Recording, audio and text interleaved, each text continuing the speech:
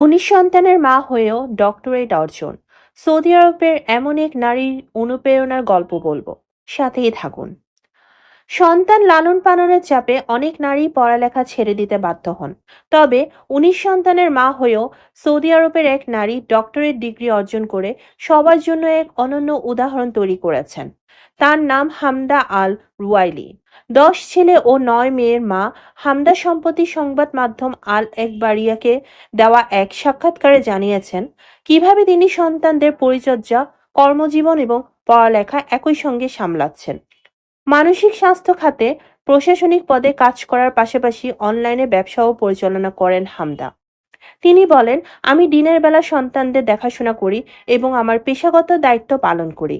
রাতের বেলা ব্যবসা ও পড়ালেখা করি। আমি কোনো বিশৃঙ্খলা চাই না। তাই খুব সতর্কভাবে আমার প্রতিদিনের সময়সূচি পরিকল্পনা করি। ৪৩ বছর বয়স হওয়ার আগেই তিনি ব্যাচেলর, মাস্টার্স এবং ডক্টরেট ডিগ্রি অর্জন করেছেন। এত ব্যস্ততার মাঝেও শিক্ষার প্রতি তার আগ্রহ কখনোই কমেনি। হামদা জানান, এত বড় পরিবার সামলানো ছিল এক বিশাল চ্যালেঞ্জ, কিন্তু তিনি কখনো হাল ছাড়েননি। তার জীবনের অনুপ্রেরণা ছিলেন শিক্ষক ও সামরিক কর্মকর্তারা। তিনি বলেন, আমার রোল মডেল হলেন সেই শিক্ষক যিনি শিক্ষার্থী ভর্তি ক্লাস চালান, আর সামরিক অফিসার যারা বিশাল সেনাবাহিনীকে নিয়ন্ত্রণ করেন। আমার কাছে একটি সন্তানকে মানুষ করা মানে 10টি সন্তানকে মানুষ করা। আমি তাদের প্রয়োজন বুঝি, লক্ষ্য নির্ধারণে সাহায্য করি এবং তাদের ইচ্ছা পূরণে উৎসাহ দিই। হামদার সন্তানরাও পড়ালেখায় মেধাবী। তার এক মেয়ে এতটাই মেধাবী যে তার পড়াশোনার খরচ বহন করছে কিং আব্দুল আজিজ সেন্টার।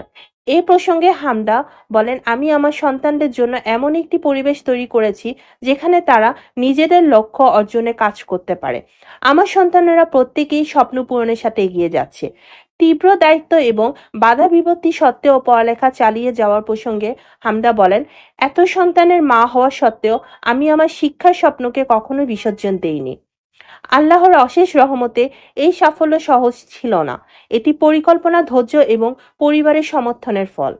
হামদা আল রুয়াইলির এই গল্প শুধু সৌদি আরব নয়, সারা বিশ্বের নারীদের জন্য এক বিরল অনুপ্রেরণা। পরিবার ও কাজের মধ্যে ভারসাম্য রেখে কিভাবে সাফল্যের চূড়ায় পৌঁছানো যায় তা তিনি দেখিয়েছেন। সূত্র, গালফ নিউজ।